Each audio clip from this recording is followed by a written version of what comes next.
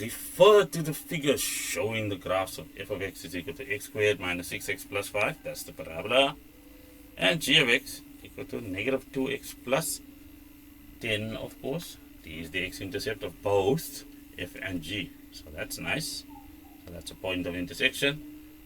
A obviously is another one. There's some PQ distance between the two graphs. That is this, because it's a y-intercept. Okay, so for our standard form, that's going to be a small c, which does indicate that. I think that's enough analysis over here. Let's see what the questions look like. Determine the coordinates of A. Well, graphically, it's a point of intersection.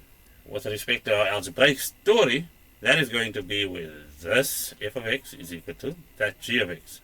Okay, so point of intersection.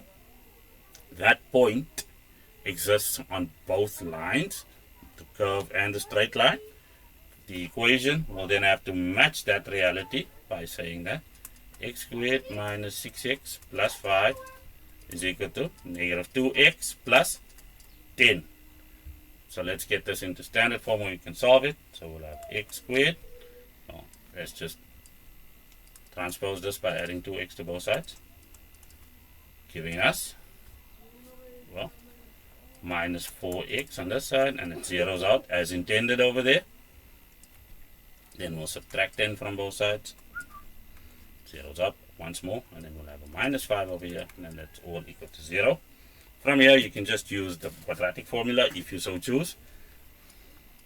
So we'll have x minus 5, x plus 1 as our factors over here, and that's all equal to 0.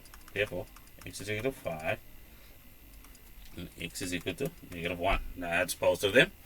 Now it's just a question of analyzing which is which. Well, this is going to be d because it's on the right hand side of the y-axis.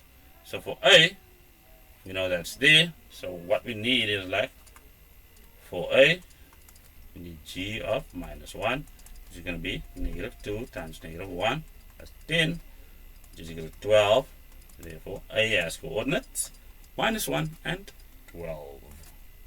Write down the values of x for which f of x is less than or equal to g of x. So let's just translate that out of the algebraic sensibility into English.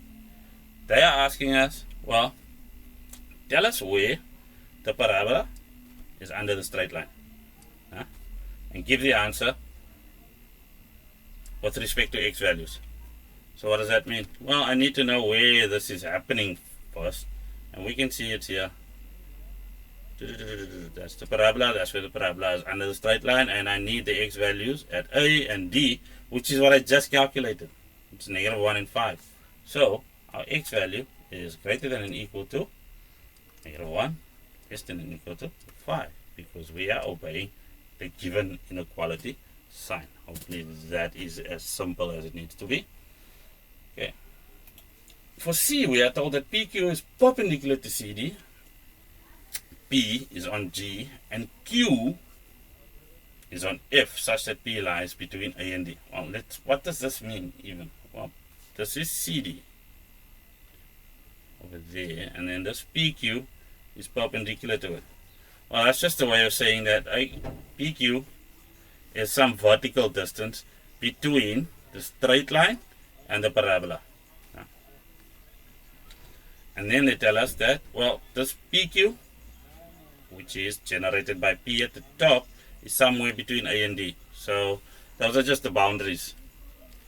We are then asked to show that PQ is equal to 4x minus x squared plus 5. So first things first, we know that PQ is then equal to g of x minus f of x. And the reason it's not the other way around is that f of x minus g of x sits over there and over there. Remember that they strictly restricted that PQ, or P in this sense, lies between A and D, which means PQ also lies between A and D. So let's just get through with this. We'll have minus 2x plus 10. Let's substitute that, and then we subtract x squared minus 6x plus 5. So what is that equal to? Minus 2x plus 10 minus x squared plus 6x minus 5. That's if we distribute this negative correctly. And that's all equal to, well, first things first, I want the x terms. So that and that gives us 4x.